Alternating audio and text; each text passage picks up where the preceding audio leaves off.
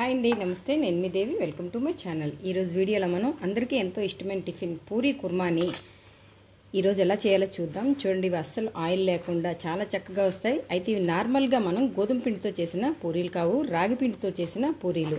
అయినా కూడా చూడండి ఎంత ఫ్లఫీగా పొంగుతూ నార్మల్ పూరీలు ఎలా అయితే వస్తాయో అవే అంతే చక్కగా వస్తాయి. అలాగే మనకి ఎక్కువ మసాలా లేకుండా కేవలం ఆనియన్స్ ద్వారానే కమ్మగా ఉండేలాగా ఈ కర్రీని ఎలా ప్రిపేర్ చేసుకోవాలో ఈరోజు మనం చూద్దాం. రాగిపిండితో పూరీల కోసం ముందుగా ఇలా ఒక పళ్ళాన్ని తీసుకుని దాంట్లో ఒక 3/4 గ్లాసు వరకు రాగిపిండి, మనం ఎంతైతే రాగిపిండిని తీసుకున్నామో సేమ్ అదే క్వాంటిటీలో గోధుమ పిండి, కొద్దిగా గోధుమ రవ్వ, కొద్దిగా సాల్టు, 1 టేబుల్ స్పూన్ వరకు కరిగించిన నెయ్యి వేసేసి మొత్తం ఈ నెయ్యి అంతటిని పిండికి పట్టించేసుకోవాలి. ఇలా మొత్తం కలిపేసుకున్నాం కదా, మనకు కొద్దిగా ఇలాగా జస్ట్ బైండ్ అయితే చాలు. ఇప్పుడు దీంట్లో కొద్దిగా వాటర్ని పోసుకుంటూ మనం పూరి పిండిని ఎలా అయితే గట్టిగా కలుపుకుంటామో అలాగా కలిపేసుకోవాలి. ఇలా పిండి మొత్తాన్ని కొంచెం ఇలా గట్టిగా ప్రిపేర్ చేసుకోవాలి. ఇలా ప్రిపేర్ చేసుకున్న తర్వాత దీని మీద మూతను పెట్టేసి ఒక ½ అన్ అవర్ పాటు పక్కన పెట్టేద్దాం. ఈలోపు మనం కర్రీ ప్రిపరేషన్ని చూద్దాం. స్టవ్ మీద ఒక కడాయిని పెట్టుకుని దాంట్లో 1 టేబుల్ స్పూన్ ఆయిల్ హీట్ అయిన తర్వాత కొద్దిగా జీలకర్ర, కొద్దిగా ఆవాలు, కొద్దిగా మినపప్పు వేసేసి వీటన్నిటిని ఒకసారి దోరగా ఫ్రై చేసేసుకోవాలి. దీంట్లో తుంచి పెట్టుకున్న 2 ఎండుమిర్చి ముక్కలు, ఫ్రెష్గా దించిన అల్లం వెల్లుల్లి, పచ్చిమిర్చి, కరివేపాకు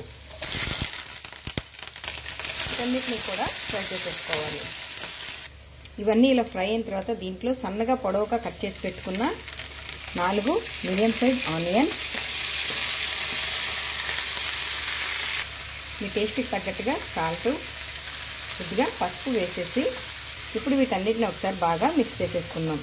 ఇంకా దీంట్లో మనం ఇంకే వెజిటబుల్స్ యాడ్ చేయము, ఓన్లీ ఆనియన్స్తో ఈ కర్రీ అయితే చాలా కమ్మగా బాగుంటుంది. ఇలా మొత్తం మిక్స్ చేసేసుకున్న తర్వాత దీంట్లో కొద్దిగా వాటర్ని పోసేసుకొని ఒకసారి కలిపేసి మూత పెట్టేసుకొని ఆనియన్స్ అన్ని మెత్తగా అయ్యేంత వరకు ఉడికించుకోవాలి. కూర ఉడికేలోపు మనం ఈ పిండి సంగతి ఒకసారి చూద్దాం. ఇది మనకు చక్కగా నానిపి సెట్ అయిపోయింది. ఇప్పుడు దీన్ని ఇంకొక నిమిషం పాటు నీట్ చేసుకొని చిన్న చిన్న బాల్స్ లాగా రెడీ చేసుకోవాలి.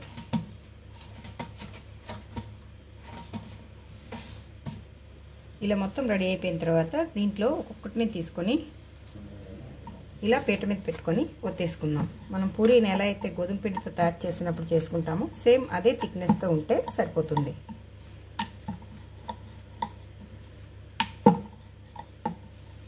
చూడండి, ఈ థిక్నెస్ అయితే సరిపోతుంది.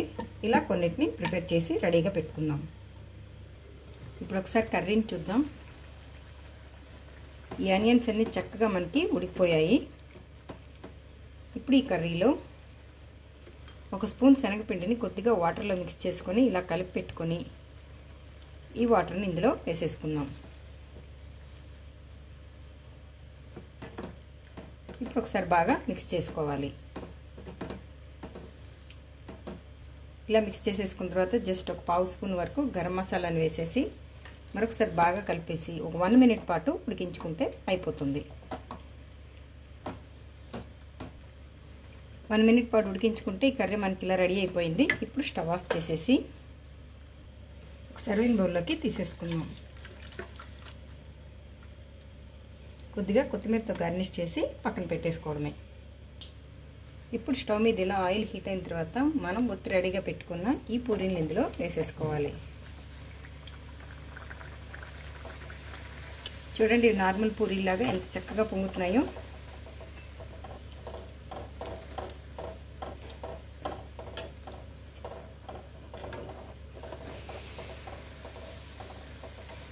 ఇప్పుడు వీటిని ఆయిల్లోంచి తీసేద్దాం.